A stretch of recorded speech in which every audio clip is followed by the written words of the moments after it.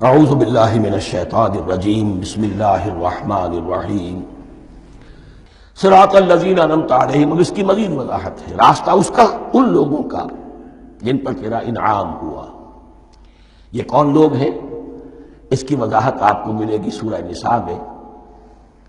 من یطع اللہ والرسول فاولئک مع الذین انعم اللہ علیہم من النبیین والصدیقین والشہداء والصالحین.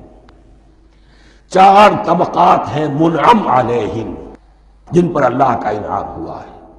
چوٹی پر انبیاء کرام، اس کے بعد صدیقین کرام، اس کے بعد شہداء عظام، اس کے بعد عام صالح مسلمان صالح ہو.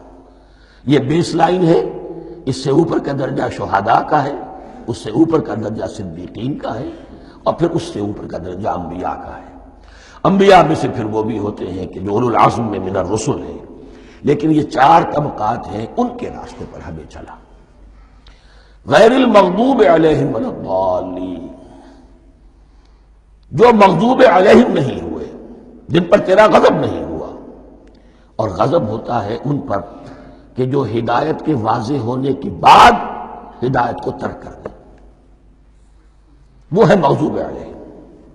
جنہیں ہدایت مل گئی ہو، ہدایت کو پہچان لیا ہو، پھر اپنی شرارت نفس کی وجہ سے، اپنی نفسانیت کی وجہ سے، اپنے تکبر کی وجہ سے، اپنے حسد کی وجہ سے وہ اس حق کو رد کر دیں، اس کو ترک کر دیں. ان پر اللہ کا غضب آتا ہے.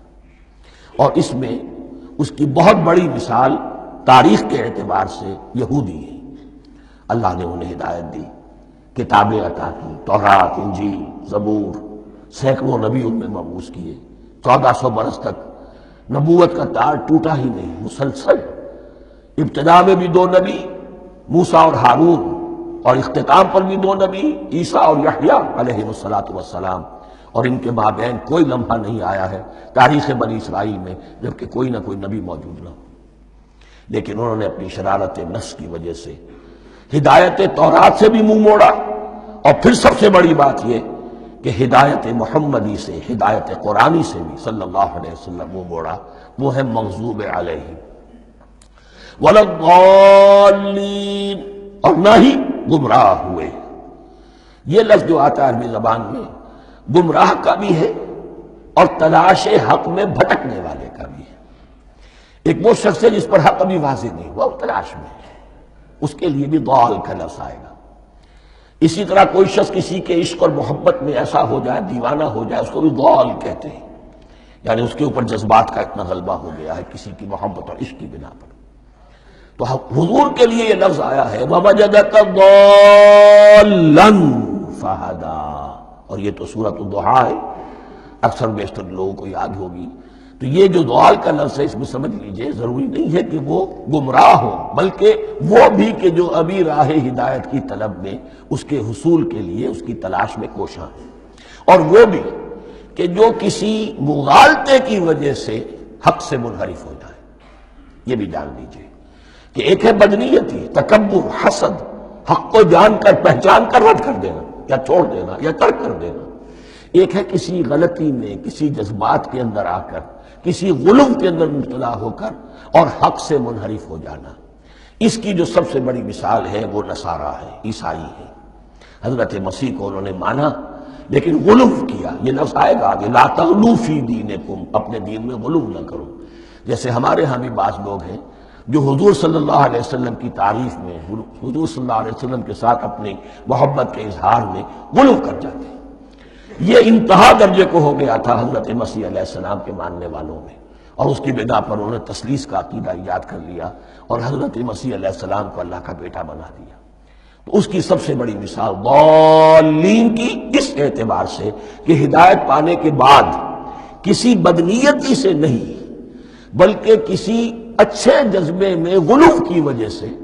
رسول سے محبت کرنا تو اچھا جذبہ ہے، لیکن یہ محبت بھی ایک حد میں رہنی چاہیے. غلو کرے گی تو ظاہر بات ہے کہ اس کے بعد وہ گمراہی کی طرف لے جائے گی.